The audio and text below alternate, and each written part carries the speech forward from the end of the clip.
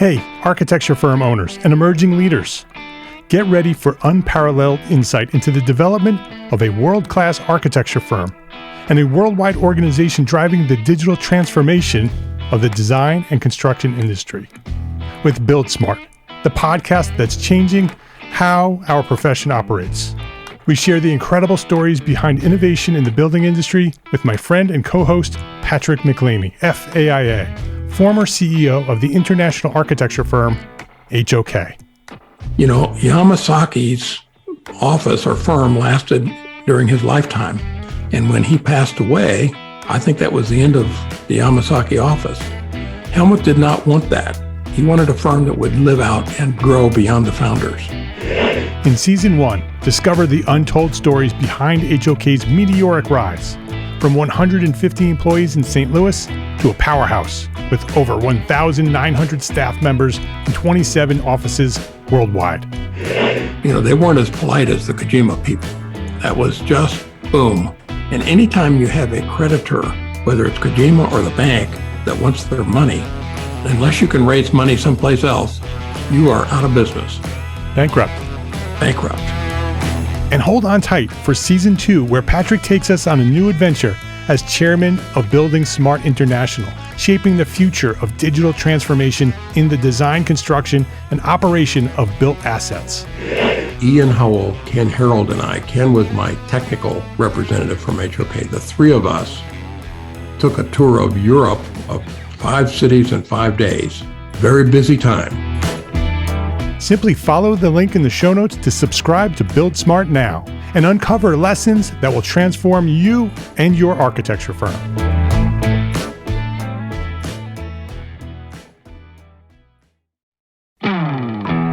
Hey, architecture firm owners and emerging leaders. Get ready for unparalleled insight into the development of a world-class architecture firm and a worldwide organization driving the digital transformation of the design and construction industry. With Build Smart, the podcast that's changing how our profession operates. We share the incredible stories behind innovation in the building industry with my friend and co-host, Patrick McLeamy, FAIA, former CEO of the international architecture firm, HOK. You know, Yamasaki's office or firm lasted during his lifetime. And when he passed away, I think that was the end of the Yamasaki office. Helmut did not want that. He wanted a firm that would live out and grow beyond the founders.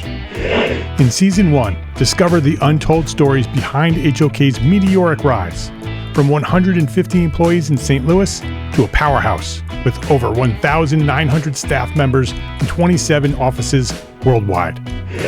You know, they weren't as polite as the Kojima people. That was just boom. And anytime you have a creditor, whether it's Kojima or the bank, that wants their money, unless you can raise money someplace else, you are out of business. Bankrupt.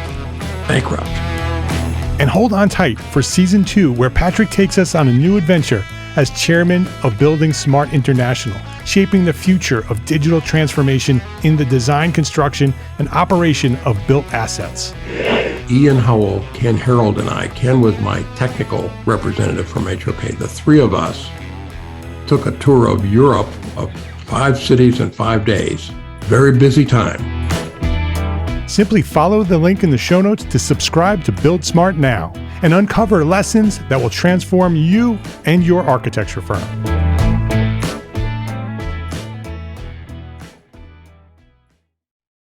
You are a busy entrepreneur architect. You're hustling to find the next project, meet with clients, keep the bills paid, and if you're lucky, find some time to design. So how do you continue to learn what you need to know to grow? How do you find the information and the training you need to be more efficient, more effective, more successful? I know you're busy because I'm an entrepreneur architect too. That's why we built the EntreArchitect membership. On the first Wednesday of every month, we invite an expert into the academy, and they teach us about one specific topic on how to succeed at business. 60 minutes every month, live training and Q&A. And then you can get right back to work. And when you're a member, you'll gain access to so much more. Unlimited access to business resources, a comprehensive video library, and a private member forum with hundreds of entrepreneur architects just like you. Everything you need to build a better business is available right now at EntreArchitect. Register today at EntreArchitect.com/join. My name is Mark R. LePage, and you are listening to EntreArchitect Podcast, where each week I speak with inspiring, passionate people who share their knowledge and expertise, all to help you build a better business as a small firm entrepreneur architect. This is episode 290, and this week, building an innovation platform with Nels Long, senior designer at Roto Architects and co-founder at Roto Lab.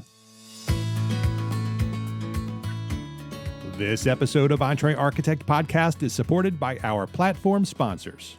ARCAT, the online resource delivering quality building material information, CAD details, BIM specifications, and so much more at arcat.com, and FreshBooks, the cloud-based accounting software that makes running your small firm easy, fast, and secure. Spend less time on accounting and more time doing the work you love.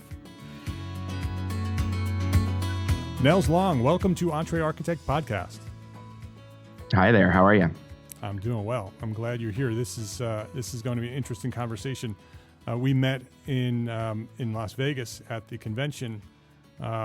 You were doing a presentation for what was the name of that program again? Do you remember? It was the Practice Innovation Lab.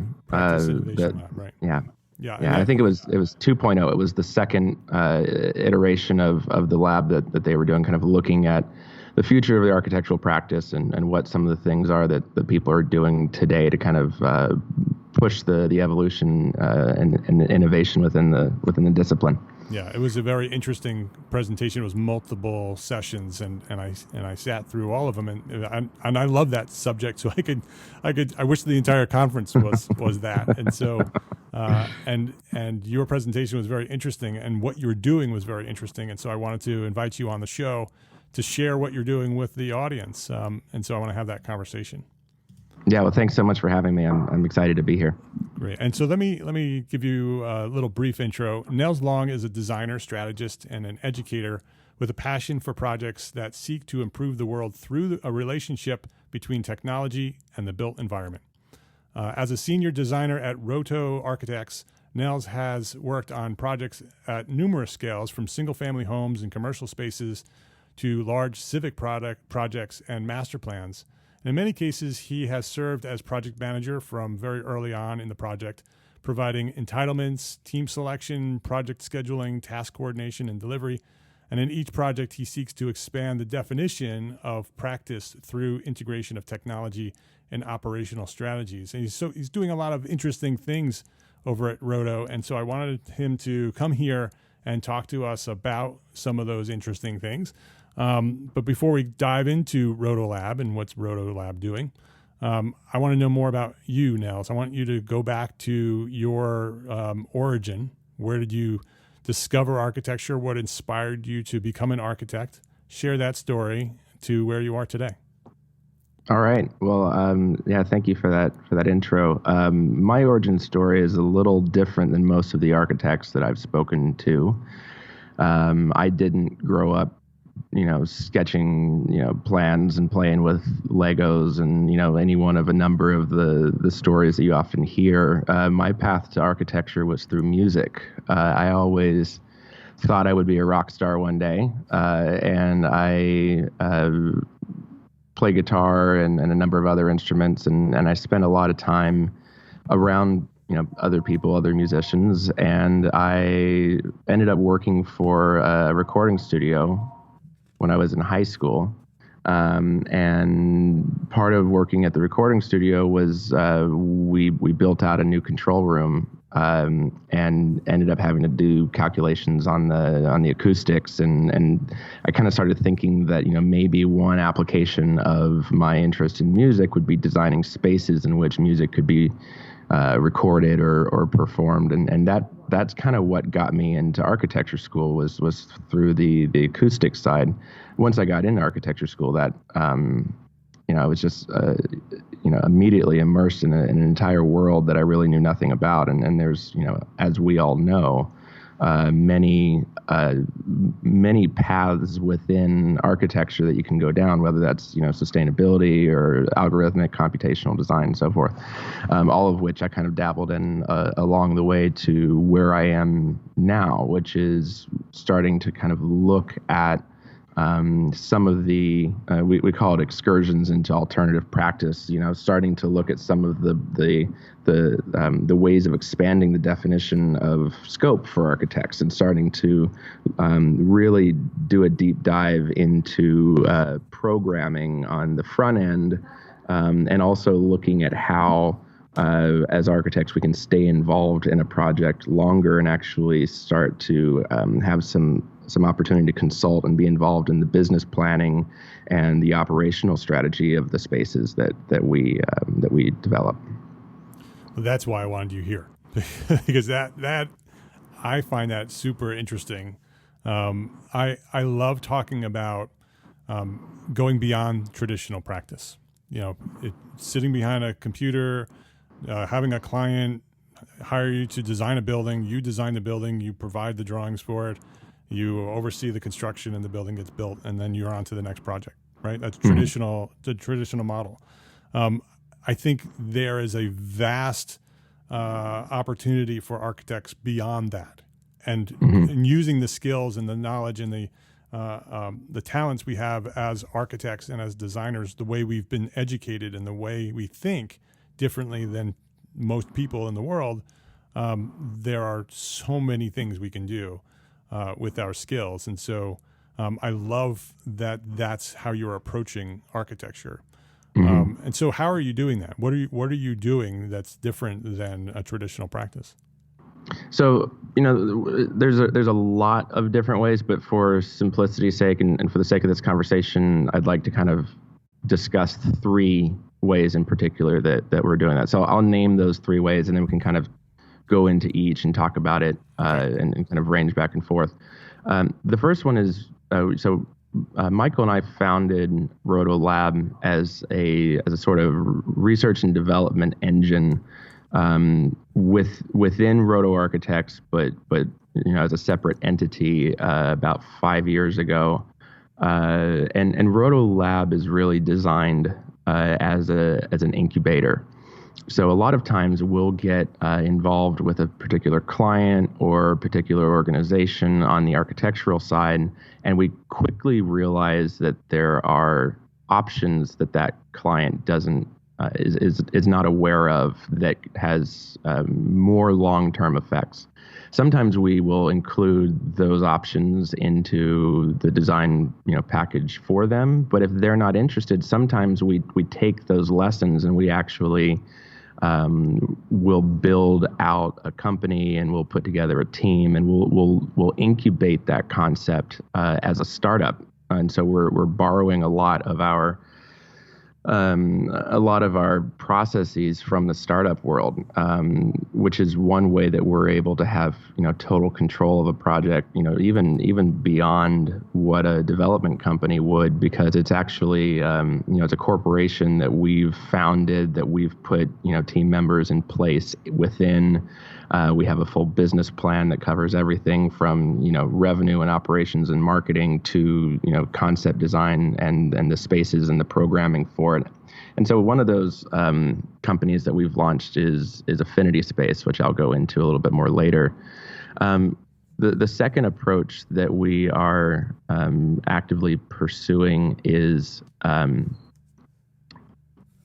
consulting, but consulting to municipalities, cities, small towns, and putting together research documents for them based on, analysis and reports for them based on our research of their the potentials that exist within their city or within their region, that might respond to the education system, it might respond to the mobility networks, it might respond to the opportunity for an infusion of cultural infrastructure, and we'll actually speak to potential investors, potential partners, and put together a full package. So it's not just here's a report.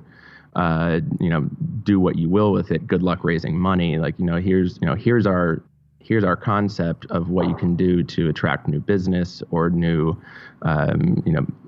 residents or whatever the challenge is that particular city has. And here are the people to kind of make that happen.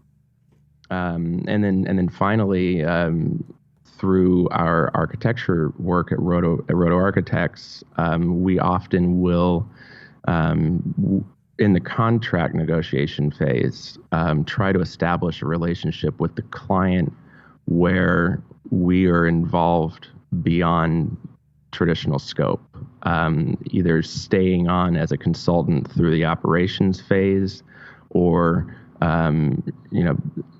building out the contract so that a certain amount of our fee is either an ownership stake or a stock option within the company, so that we begin to have a more long-term relationship with our clients. So how did all three of these are pretty unique. Even the consulting, the way you're approaching consulting is unique. Where did these three ideas come from, and where did you pursue them from? I mean, where did the ideas come from? So Michael and I both teach at SciArc here in LA, and a lot of the ideas are generated through the courses that we've developed to be taught at SciArc. And so SciArc becomes a bit of a staging ground for the work that we take into practice. The rest of them tend to be born out of necessity. So we often have clients who are very early in the project phase. Maybe they don't have any funding yet. Maybe they're trying to put together some concept graphics in order to secure some funding. Maybe they just want to talk to somebody about what their options are. Michael has a long history of working with nonprofit organizations and cultural organizations and things like that. And so over the years, we've just kind of started working this way out of necessity in order to bring in projects and build our network and build our community. And as we do each in turn, we've kind of subtly begin to look at how we expand our scope into these different areas just based on our personal interests. So it's looking for those opportunities while you're working with clients and then pursuing them. Exactly. Yeah. Which I think a lot of architects, while they're working with clients, see those opportunities and just assume that that's not part of their scope and they just let them float past. And I think that's one of the things that as architects, we are going to need to be better at as we move forward, which is continuing to evolve your practice, continuing to grab on to those concepts as they float past, because we're starting to see a world that is dominated by three-dimensional space, specifically in the virtual realm, that is not designed by architects. The majority of the three-dimensional environments that we're in are designed by game designers or production designers or art directors of some sort, many of which did go to architecture school. But I feel like the architectural community has a lot to offer media, and specifically the three types that I just named. As that becomes more and more the case, for example, I'm working in 3GS at the moment, which is a tool that can be used to create 3D spaces within web browsers. And I anticipate it's just a number of years before the majority of the internet is spatial. And as that trend, continues, the role of architects to affect change on our virtual environment changes, and becomes more important along with it. So, as the AEC market evolves, the role for architects is going to change, and I think we need to be very active at looking outwards into the world and see where else our specific skill sets are applied. Yeah, I agree. Did the architecture firm did that come first, and then the consulting and the lab come later, or was it in a different order? So Michael founded Roto Architects in 1991 as his practice specifically focused on providing architectural services to nonprofit organizations, and he's done a lot of work with Tibetan Buddhists, and we're doing a project right now for an organization called Wolf Connection up in Acton, California, which is a youth empowerment program that does a lot of work with inner city kids by bringing them out to the ranch and allowing them to learn from a 25-member wolf pack on social orders and responsibilities and things like that. Is a really amazing organization that you should all check out if you're interested. It's called Wolf Connection.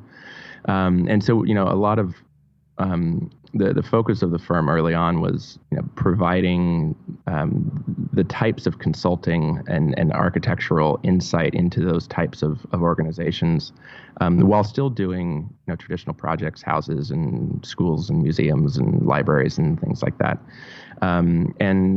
But again, through education, Michael is very vocal about the fact that he is equally an architect and an educator.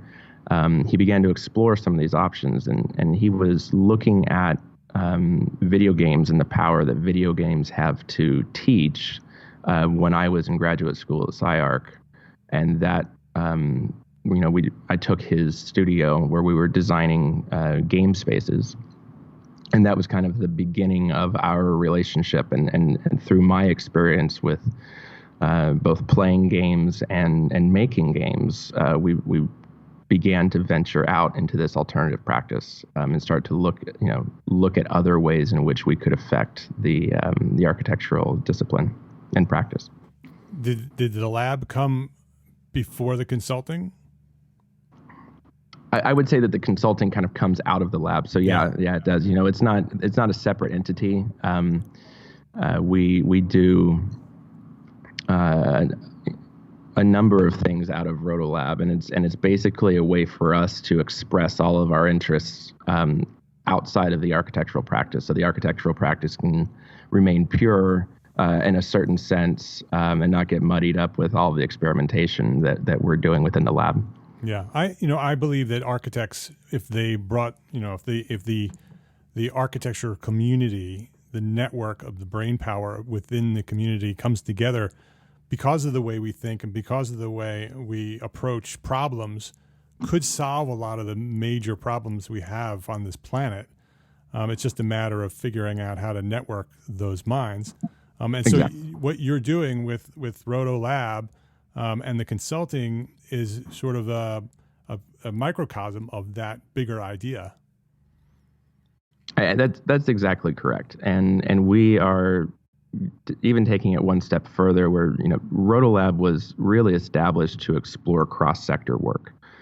And so we have what we call our satellite team, which are domain experts from many different sectors, from kind of what you would expect an architect to work with, real estate, brokers and developers and things like that. But we have a number of writers and documentarians and composers, product designers. We have a neuroscientist that we work very closely with. We have a specialist in intellectual property and patenting that we work very closely with. And we do a lot of work with Alex McDowell and his world building team at Experimental Design. And so we're, as well as a network of architects that we're closely connected to. And I think that's one thing that separates Roto Architects from at least any of the other places that I've worked, which is that we're very open to share commissions and share projects with other architects if it means that we get to kind of learn from the process. And so being collaborative within the discipline as well as within the consultants that we bring on, and really starting to kind of build that hive mind to to begin to affect change in some of these key impact areas.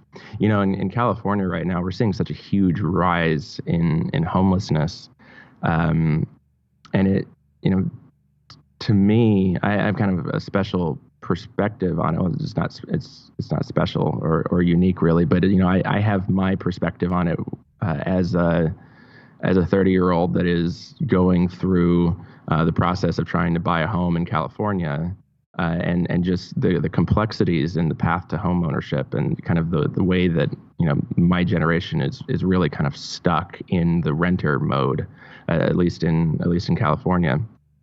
And so starting to think about how, as architects, can we begin to simplify the path to home ownership, and whether that's through the creation of new modular products or something like that, or a portal with information to different options, or I think there are a lot of key challenges, key impact areas that the network of architects and beyond architects into video games and robotics and neuroscience and kind of some of the other core domains that we collaborate with can come together and solve some of these large problems. Yeah, I totally agree. That's something that on a personal level, I see EntreArchitect and the community that's growing around EntreArchitect, which is all small firm architects. So they're all sole practitioners and owners of small firms. I see the opportunity and the potential of what that community can bring to the world as we coalesce and start to be intentional about approaching some of these issues through the community. Exactly. Yeah, I respect that intention, and I'm happy to see that it's getting the audience that you have. We will come right back to our conversation after this quick break to say thank you to our platform sponsors here at EntreArchitect, ARCAT, and FreshBooks. If you work with specifications in your firm, you probably have come across outdated manufacturer specs with confusing notes, products that no longer exist, or maybe even companies that no longer exist. Maybe you even pay for specifications. Do you do that? Stop. There's a better way to find manufacturer specifications for your project documentation. It's ARCAT. ARCAT.com. ARCAT is the #1 most used website for finding building product information and has a free library with over 1,400 up-to-date accurate specifications.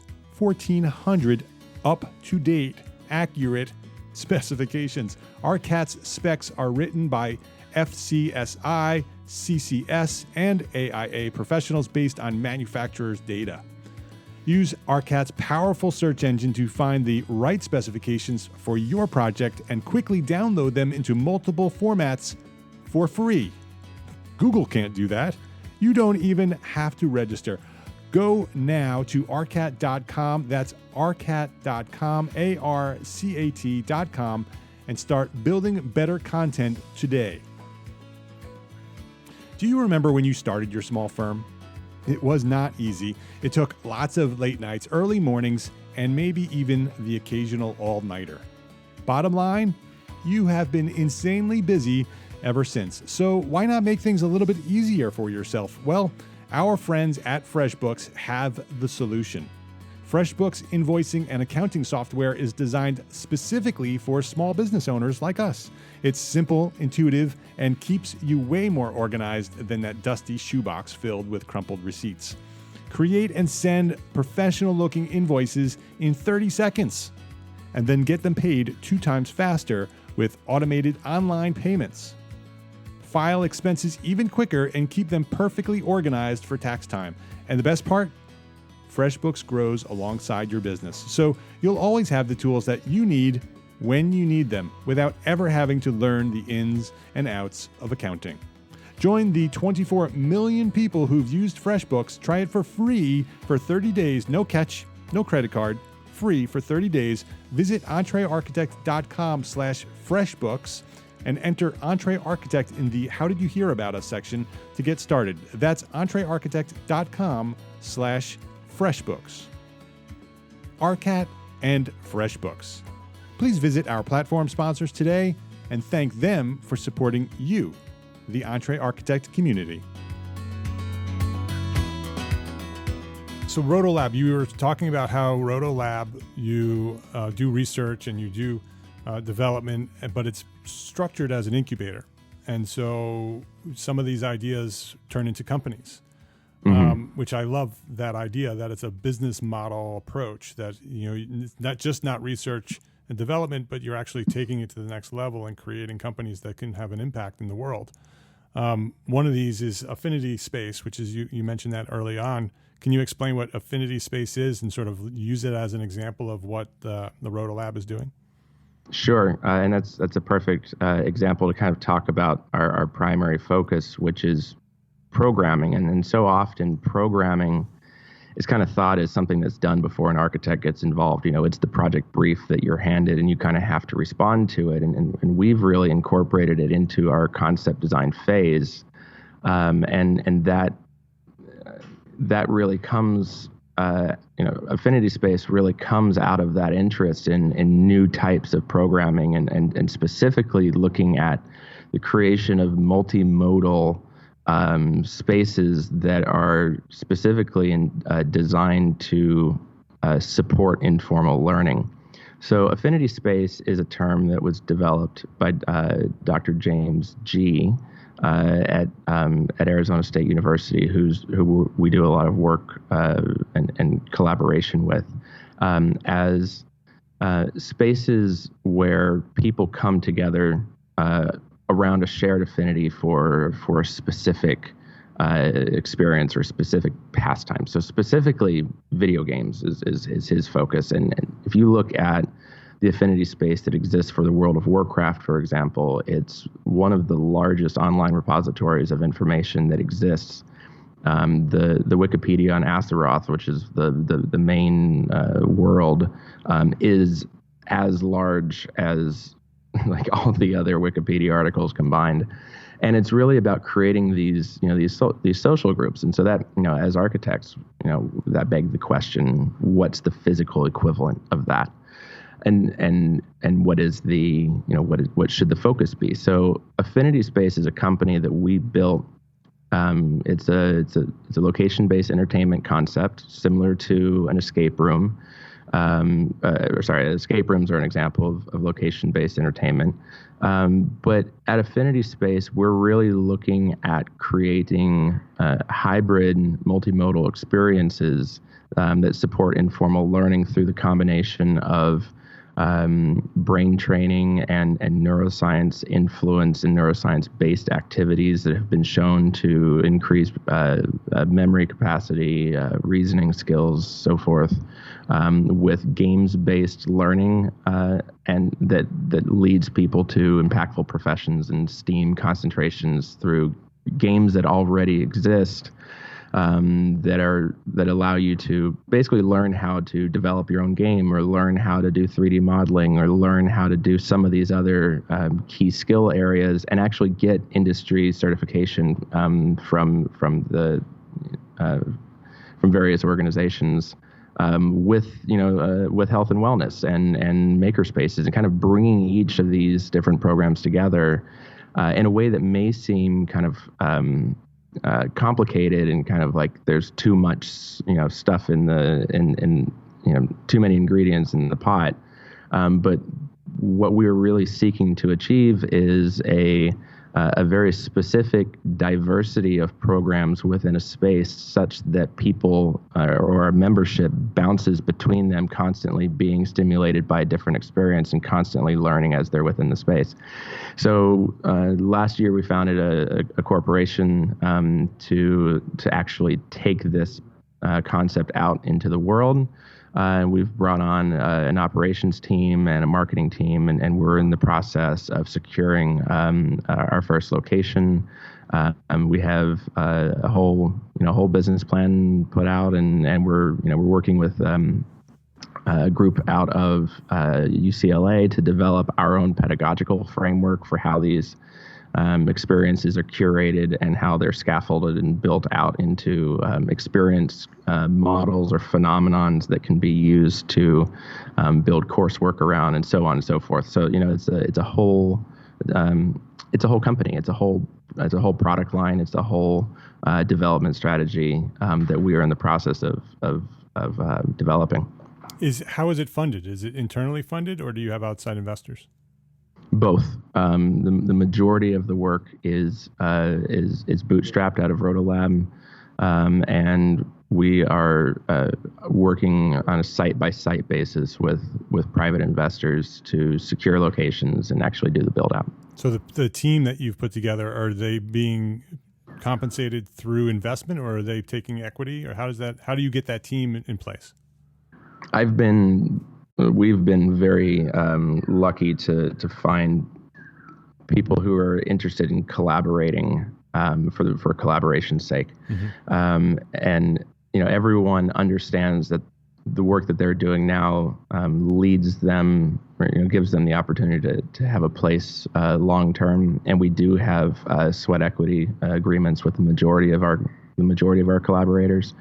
But it's such an interesting topic, and it's I keep saying that this is something that is going to happen with or without us, and so I'd rather it happen with us. And I feel like a lot of people have that mindset where they just want to be involved as we go into this next stage of experience design and informal learning and education design and kind of all of that they're willing to kind of figure it out later. And we're very open with everybody about the fact that this is something we're bootstrapping and we're figuring it out as we go, and we're shouldering a lot of the risk, and a lot of people are willing to take on some of that risk to be part of it, and we're very thankful for that. Yeah. So it's an exciting idea. It's an innovative idea.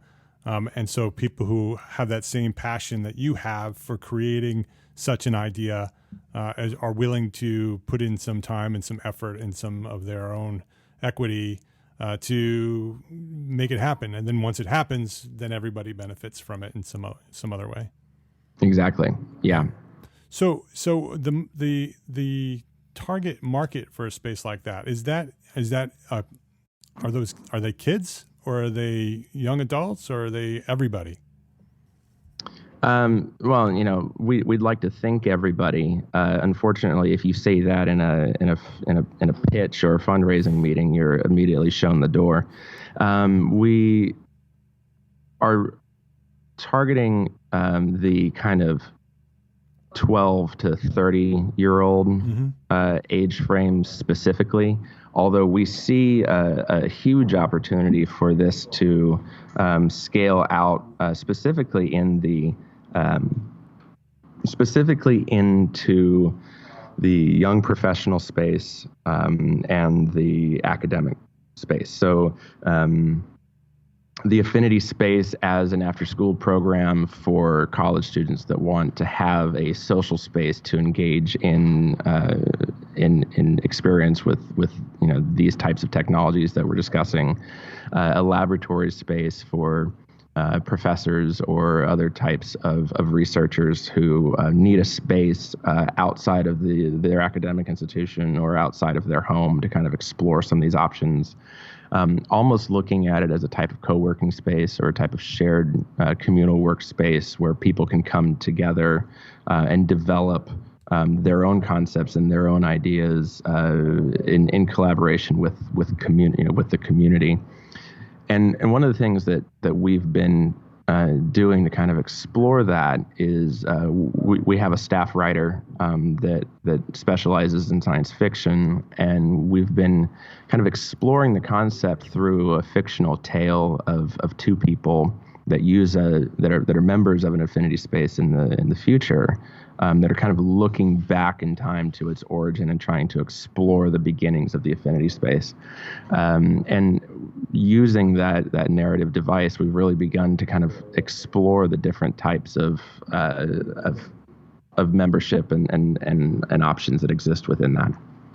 It's so exciting to talk to you about this. The creativity that goes into something like this, and the possibilities and the opportunities that you're exploring, I hope inspires those who are listening, because I think that there are a lot of architects out there that feel the way you're feeling, get excited about an idea, passionate about an opportunity that could change the world, the way people think and the way they work and the way they play. But they don't think that they can take it to the next step, right? They just have this idea and it just sits in their brain gnawing away, right? And they never pursue it. And I'm hoping that this conversation might inspire and motivate some of the listeners to take that next step. Do you have any recommendation or some advice for those of us who have those ideas? Maybe we don't know how it gets funded. Maybe we don't know what the next step is. But what is the next step we should take after we have that idea that could never work idea? What do we do? How do we take it to the first step? Well, that's it's a very complex question, and it has a necessarily complex answer. I believe that we are in an age of platforms, and many people think of platforms as digital platforms. But I think if we start looking at our world as a stack, to quote Benjamin Bratton, and start thinking about the impact that our decisions make on the system, and how we can leverage that platform to move beyond our current situation, that we can begin to expand the definition of our role in society in a way that is in keeping with our tradition. And so, more simply put, building community around those ideas, and if you have a concept or you have an idea that isn't applicable to your day job, maybe try and find somebody who shares that affinity with you, and start a Slack channel, or start a meetup, or find ways to build that discussion into your routine. I was extremely fortunate to come to grad school with some ideas and immediately find a professor who not only shared those ideas but also an infrastructure to develop it out, and that was in large part luck on my part, but there are opportunities that can be sought out for those that are interested in community building and in discussion, where information is so readily accessible today that finding people that share an affinity with you is relatively simple. And so I would encourage you to build that into your routine. Great advice. When you talk about platforms and community, those really go hand in hand, right? I mean, you can have a platform, but if there's no community to experience it or to engage within that platform, or among that platform, then the platform is worthless. But at the other side, if you have a community but no platform, it's just a bunch of people talking. And so the two things together are so important. And the first step in doing that is to find the first person who's interested in what you're interested in, right? Because a community starts with two people, and then those two people turn into four people, and those four people turn into 8 people, and then it just grows and grows and grows and grows.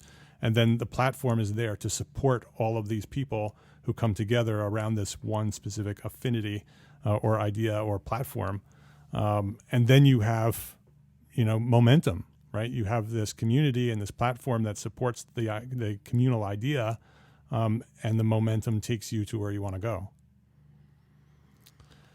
Yeah, I think that's stated very well. Thank you.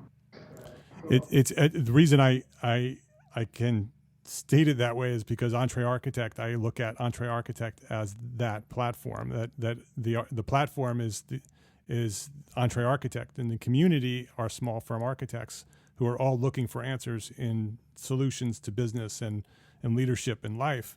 And so before there was EntreArchitect, there was no platform. There was a community, right? There were thousands of architects, but there was no place for them to gather as a community of entrepreneur architects.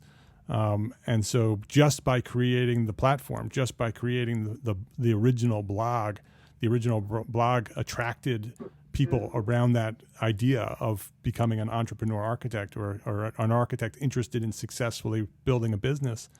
And it just kept growing and growing and growing.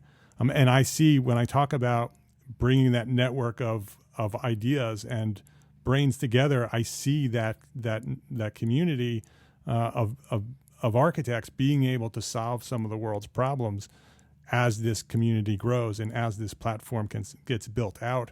We can have significant, major global impact on the world as architects by just creating a platform and a network of people.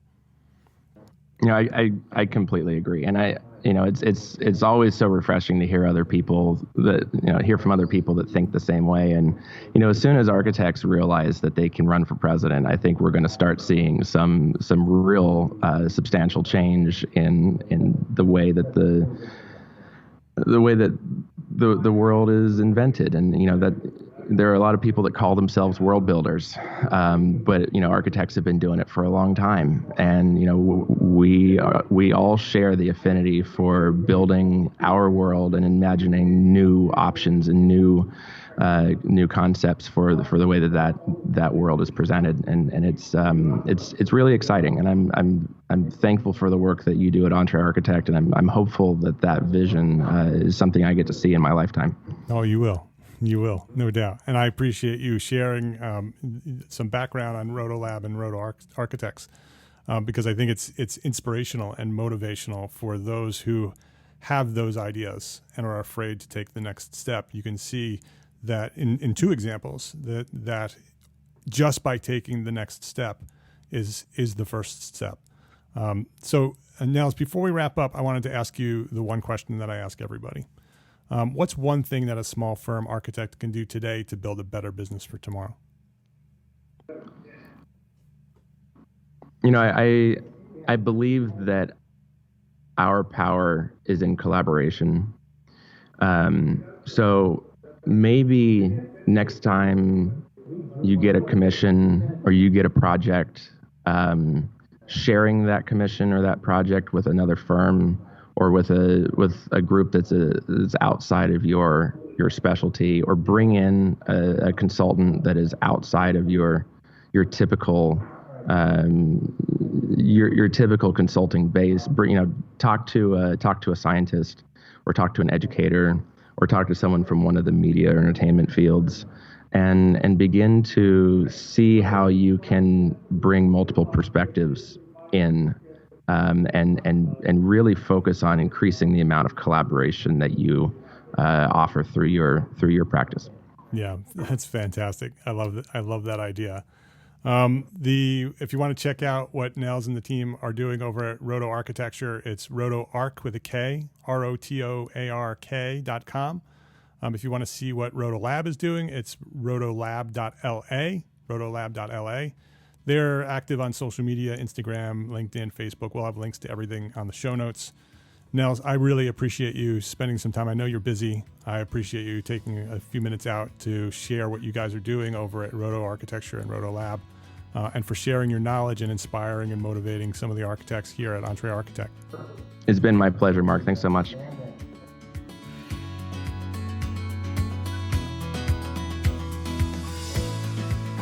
So there you go. That was episode 290, counting down to episode 300. 300's coming, right? I cannot believe that we're coming up on 300 episodes of EntreArchitect podcast. And every week, this audience is growing bigger and bigger and bigger and bigger. So thank you. Thank you for sharing this podcast with your friends. I cannot do this by myself. This growth has not happened because of me. This is an amazing community, and we're growing this community together. The EntreArchitect community, this community of knowledge and support and encouragement and inspiration and motivation. It's your community. And truthfully and sincerely, I'm honored to be a member. So thank you for sharing this and every episode with your friends. The link for today's episode with Nels Long of RotoLab is EntreArchitect.com/episode 290. That's EntreArchitect.com/episode 290. Please share it with someone who you know who may find some value or inspiration from what Nels and his teams at Rotolab and Affinity Lab or Affinity Space, what those guys are doing. I think it's so interesting and motivational. So EntreArchitect.com/episode 290. Please share it.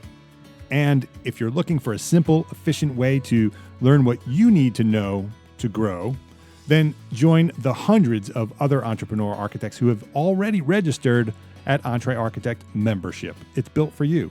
60 minutes every month, live training and Q&A. Then you can get back to work. Join us today at EntreArchitect.com/join. Love, learn, and share what you know. Thanks for listening. Have a great week.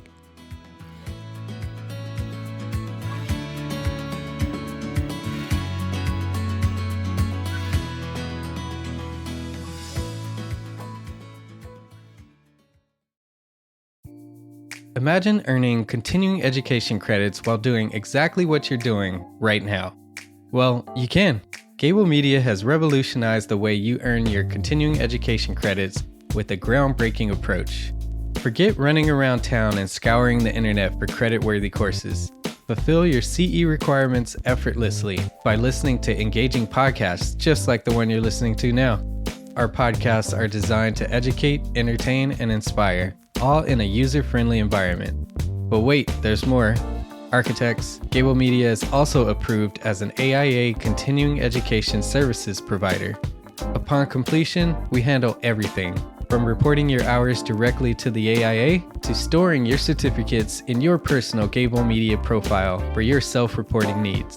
So follow the link in the show notes and start earning your credits in the most innovative and entertaining way possible with Gable Media. Attention architects and creative minds.